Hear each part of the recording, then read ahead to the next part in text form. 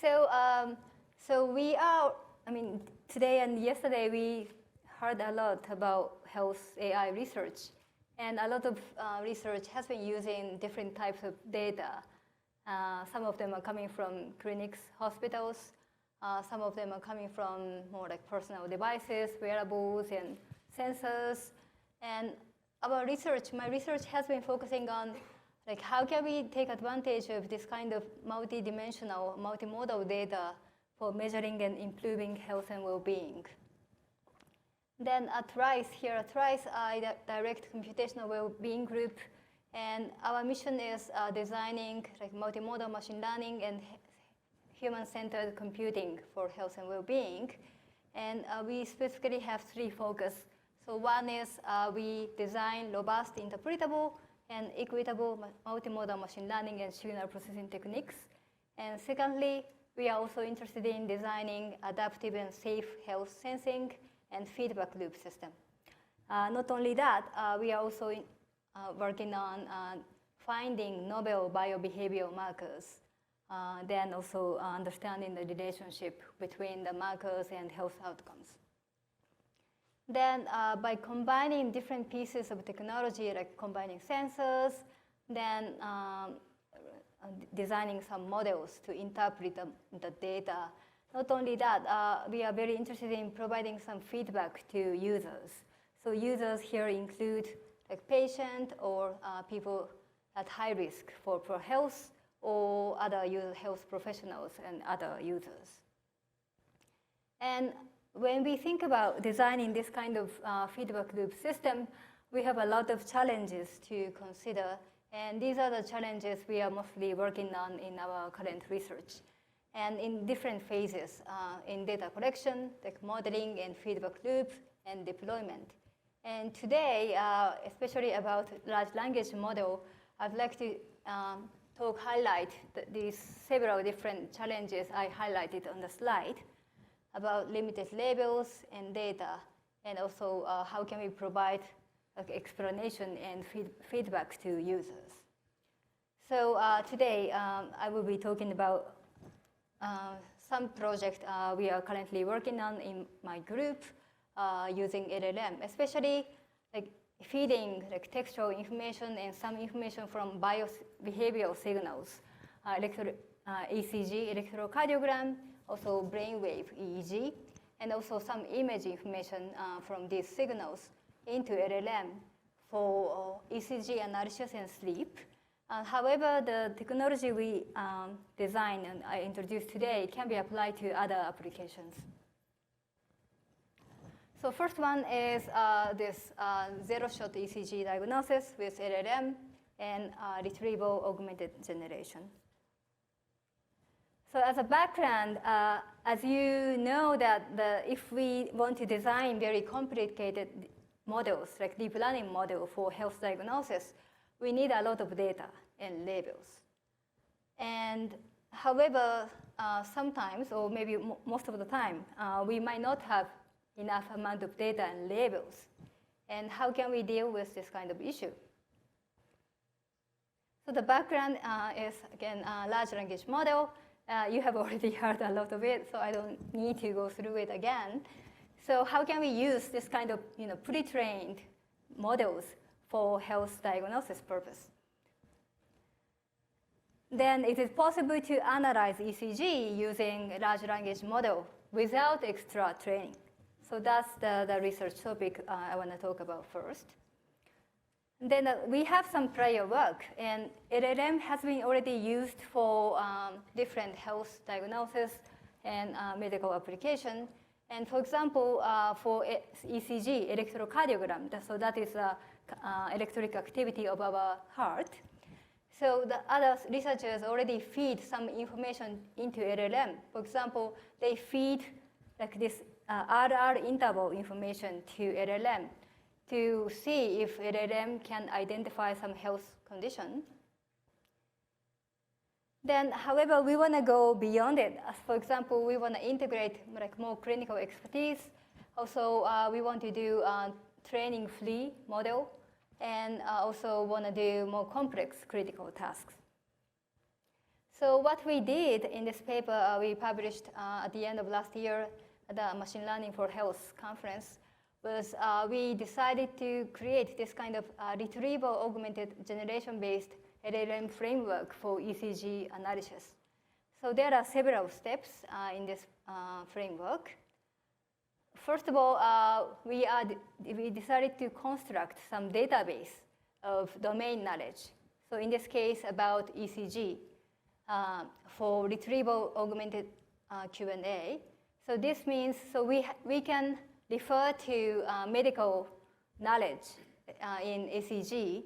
And then here we decided to use 2 books, medical books, that contains a lot of text about ECG and disease conditions, so that we can extend the knowledge in LLM outside the one that is already learned in LLM, because we need a very specialized knowledge in clinical electrophysiology to diagnose ECG condition. So this is a step 1. Then step 2, how can we feed ECG, this time series data into LLM? That's another thing we need to think about. And so we decided to convert ECG into some prompt. Then we prepared several different prompts, including like diagnosis guideline, meaning that we need to let LLM know that for diagnosing, for example, cardiac arrhythmia, the medical doctors typically look into this part of ECG, and they need to look at these features, then how that associates with cardiac disease. So that is a diagnosis guideline. We also extracted features from ECG because, as you know, ECG electrocardiogram has very specific morphological information. So we extracted some features like this amplitude or latency of peaks and troughs, etc., so that we can feed that into LLM. So this is some example of prompt. So for example, how can we interpret this MI, myocardial infarction related arrhythmia using 12-lead ECG?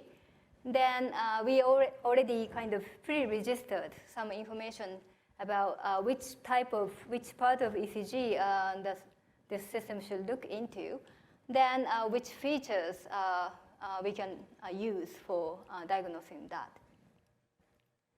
Then the last step is the zero-shot diagnosis. So this means we can use this already prepared database of ECG and already engineered prompt, including diagnosis guideline and features, prompt template. Then for getting some information about cardiac disease diagnosis without further training. So we tested this mechanism with different public data set, including these 2 data sets. Then we compared our framework with baselines, including supervised learning method, like 1D convolutional neural network, and also few-shot learning method that is introduced in a prior work earlier. So our result was our proposed method achieved very competitive results to other methods, even without training samples.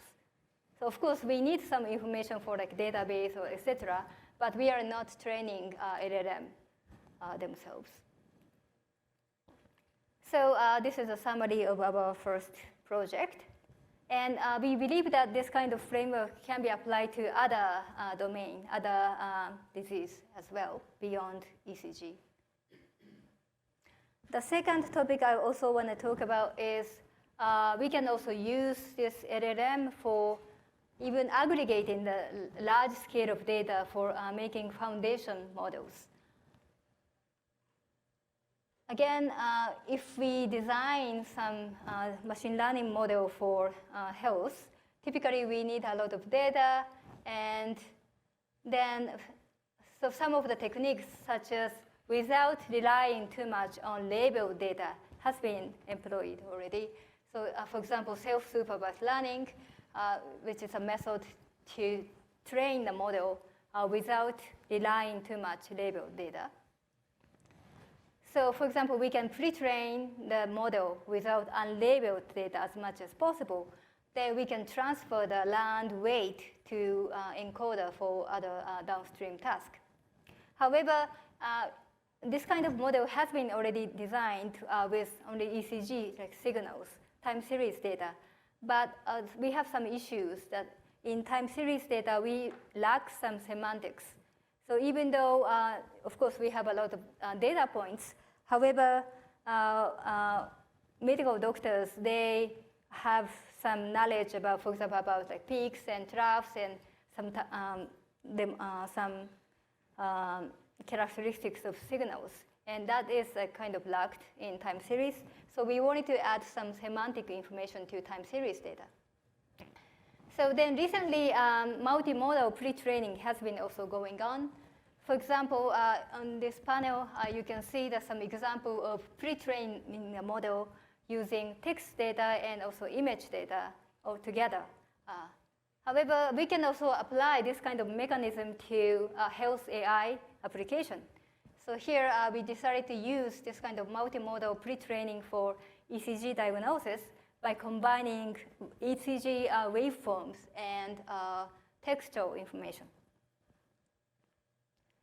But the issue is how can we combine multiple data sets? So we really want to design the large scale of database with ECG, time series data, and also textual data. However, a lot of data set has some different format in their data and slightly different information on it. So how can we combine them together to make a large scale of data set? So that is one issue. For example, here you can see some examples of data set of arrhythmia. So data set 1, 2, 3, and they have a slightly different format and information. So we decided to use LLM for aggregate information to make a larger scale of data set. So, so our method we did here is actually using the same mechanism I introduced in the first project. So we decided to use this retrieval augmented generation-based method to aggregate the information together, the database together, so that we can compose the large scale of uniformly formatted database. So in this way, we can have a very large scale paired ECG and text database.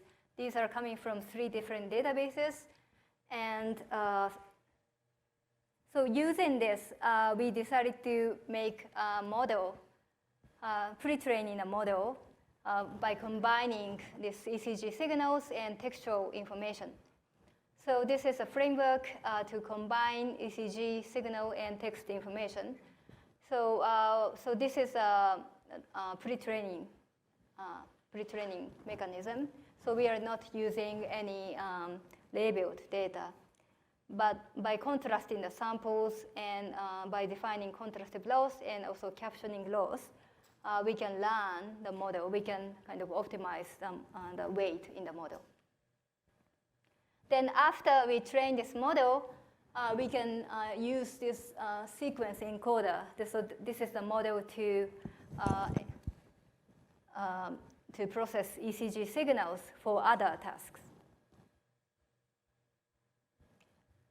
So we conducted our evaluation with several different data sets, but for the sake of the time, here I am only talking about arrhythmia diagnosis. And so we evaluated this for this framework for arrhythmia diagnosis. Then our results shows that our proposed method outperform all other baselines, including like linear probing and fine-tuning models.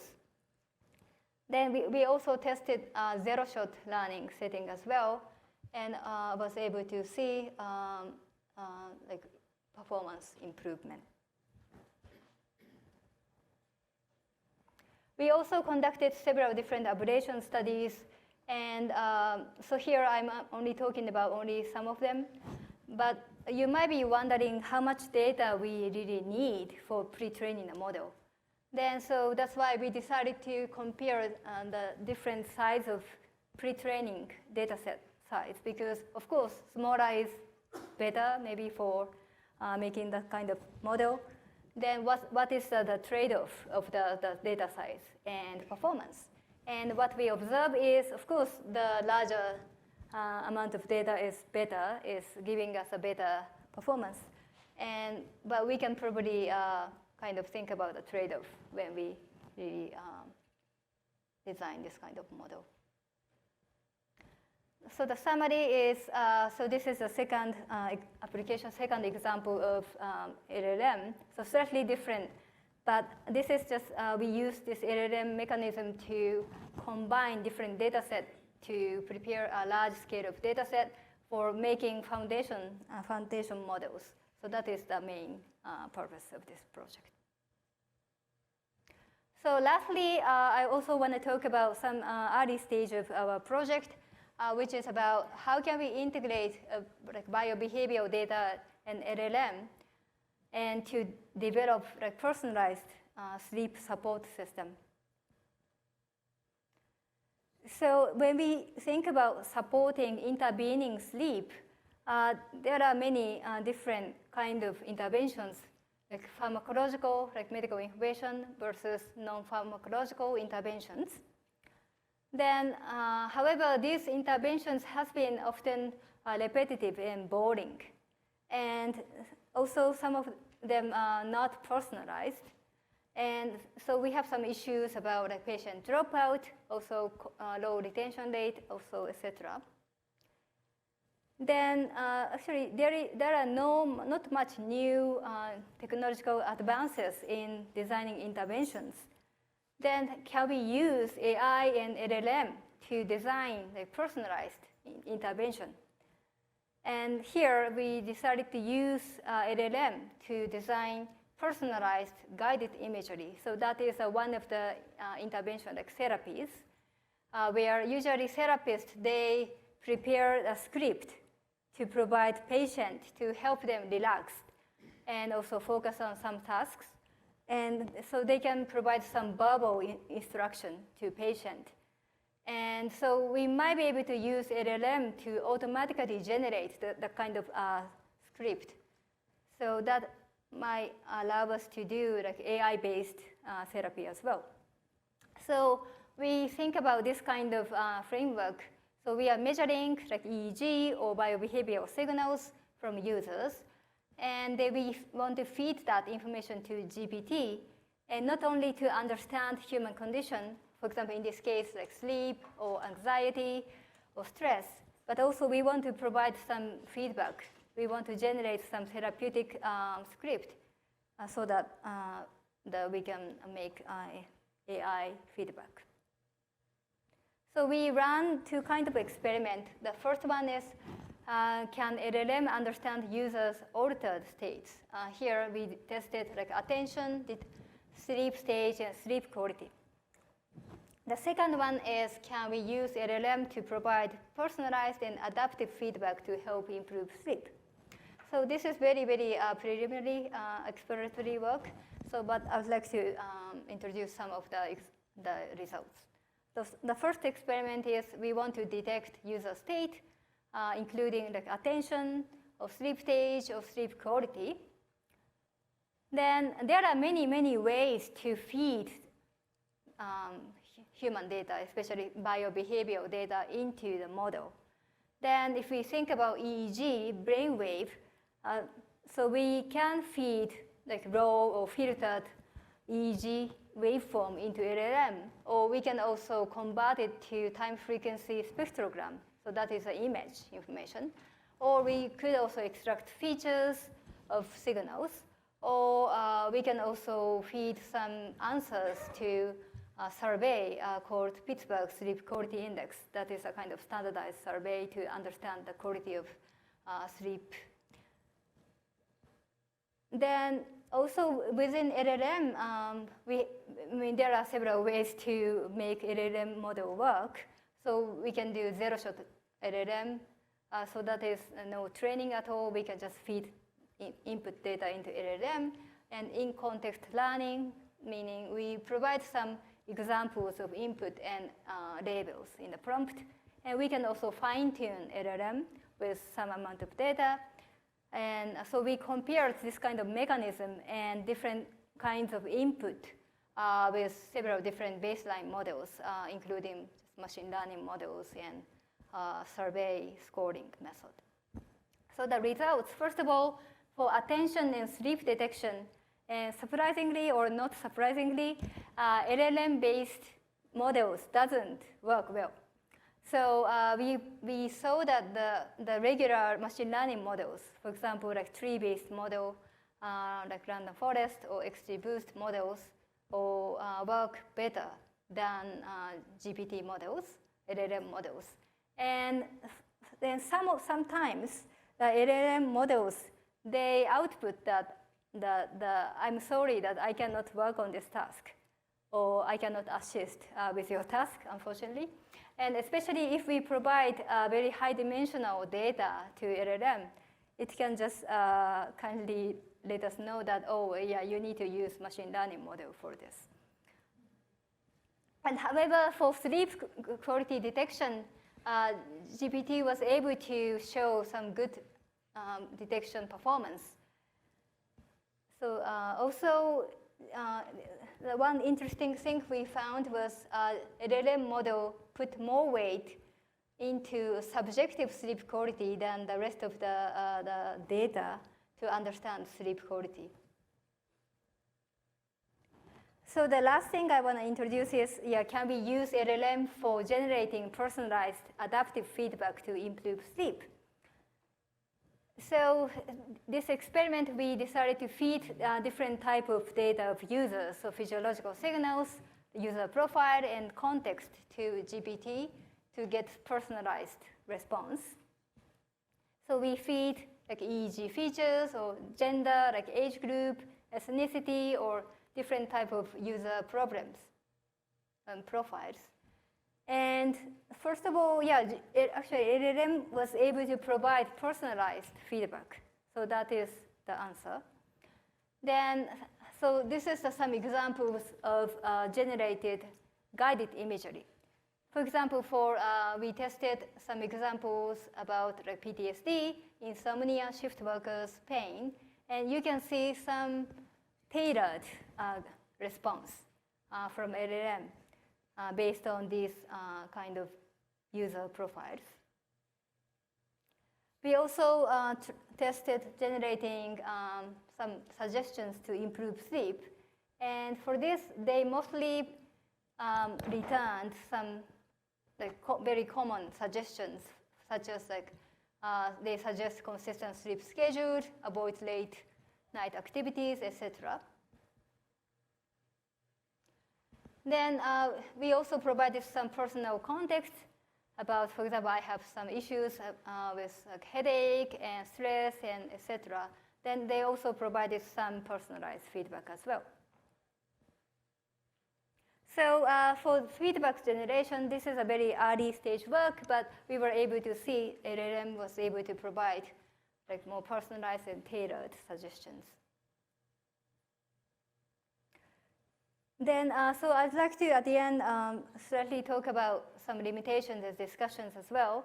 And these are all like very early exploratory work with limited amount of data. And also, we often, we need to kind of define the prompt, because how to provide prompt to LLM can matter a lot. And so, especially the last part of the project, we haven't done the user studies, so we definitely need to evaluate the effectiveness of what kind of outcomes we will get from actual users. Then we'll definitely need to consider ethical considerations when we use this kind of system. With that, I'd like to thank my student in my group, as well as the last project was supported by Microsoft Research. So I'd like to thank my collaborators at Microsoft Research. Thank you very much. Thank you, Dr. Akane. Any questions?